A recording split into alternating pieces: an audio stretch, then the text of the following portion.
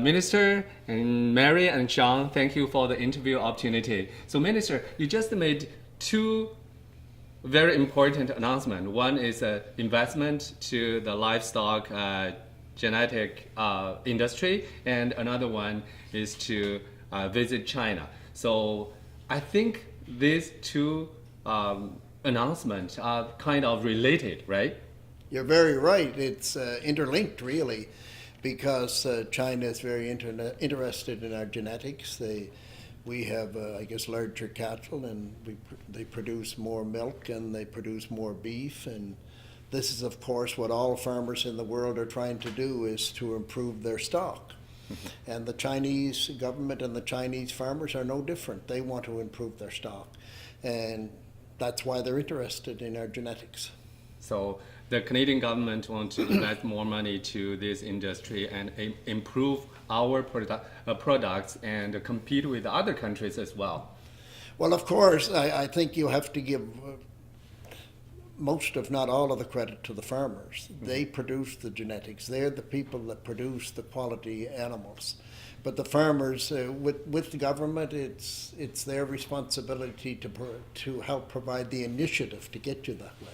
But it's important to note that it's the agricultural sector and the farmers in general that produce the quality animals. And all you have to do is just go down below here today and you see these quality animals. And it's being a farmer myself, it's an honor to be here and looking at this and seeing the beautiful cattle that we have here and what a display it is, not only for the Royal Winter Fair, but for the world.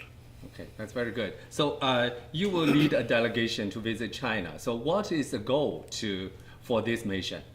Well, as you know, the middle class is growing in China. The demand for quality food is growing in China.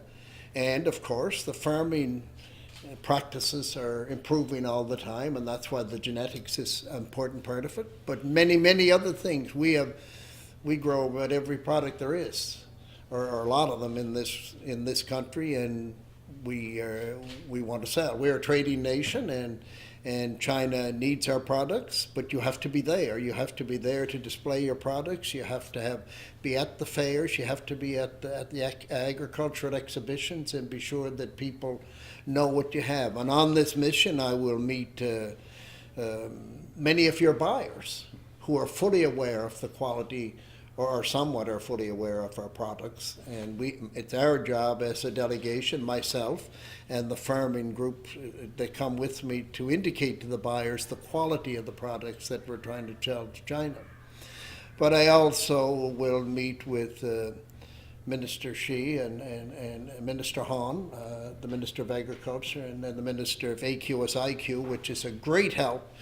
You know, the regulatory process, which is very strong in this country, and your AQSIQ is the regulatory group in China. And it's important that we talk and make sure that they understand what kind of a regulatory process we have, and that the food is more than safe to eat.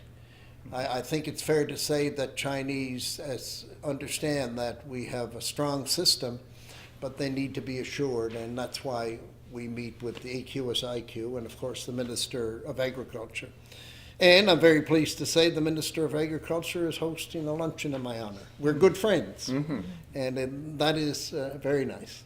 Yeah, I've heard all the Chinese, the Canadian delegation visit China always have the preparation for signing any agreements with the Chinese counterpart. So do we have any?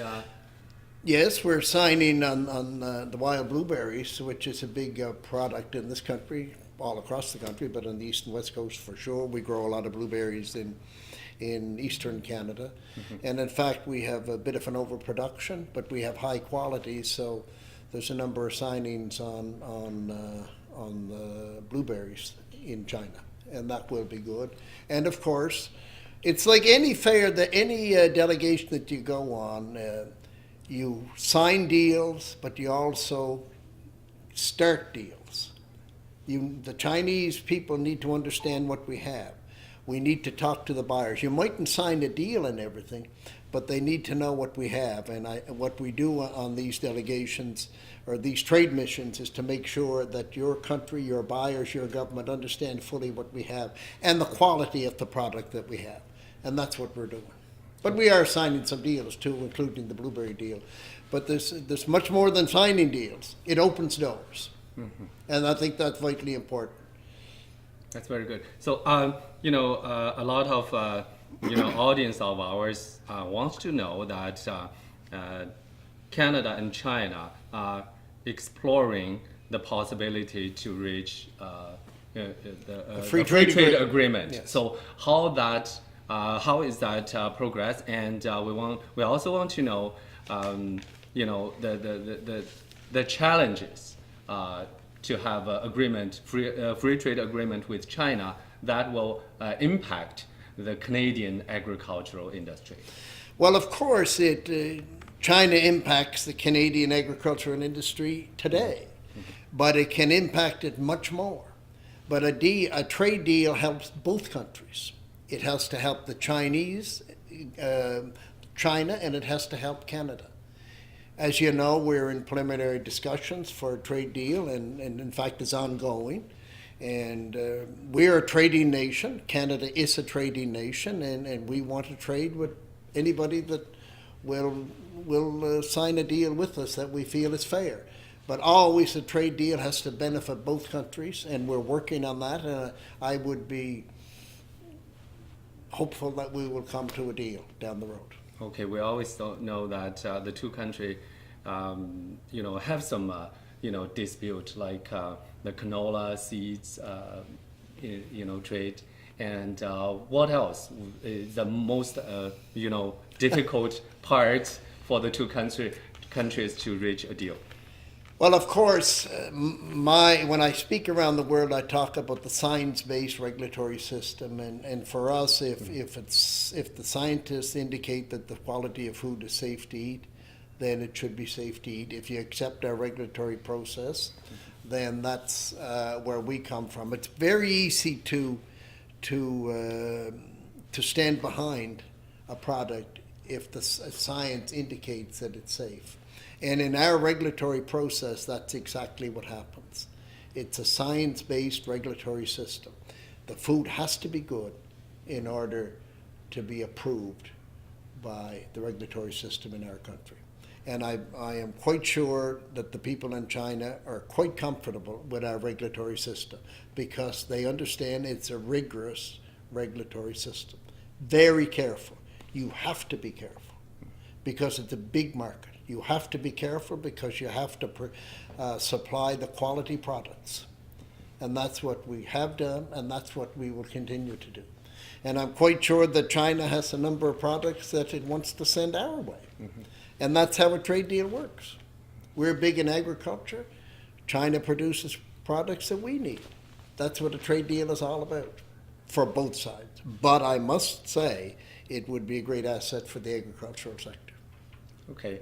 I wish this trade mission will be successful. Thank you very much. I thank you very much, and I'm sure it will be successful. Mm-hmm. How successful, you never know, but that's our job.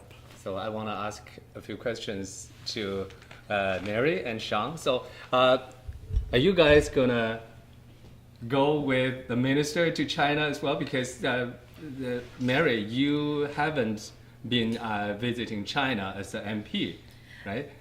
I've just been an MP for almost coming up to 7 months now, and I think that the minister is going to participate on and lead this mission with a number of people here in the country. But no, I don't plan to on this trip. The minister is going to lead a very good mission to China, and I'm going to serve the people of Markham Thornhill here at home and on Parliament Hill. That's what I'm going to be doing.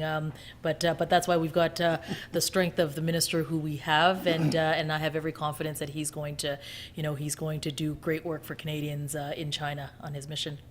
But you are not strangers to the the royal winter fair, right?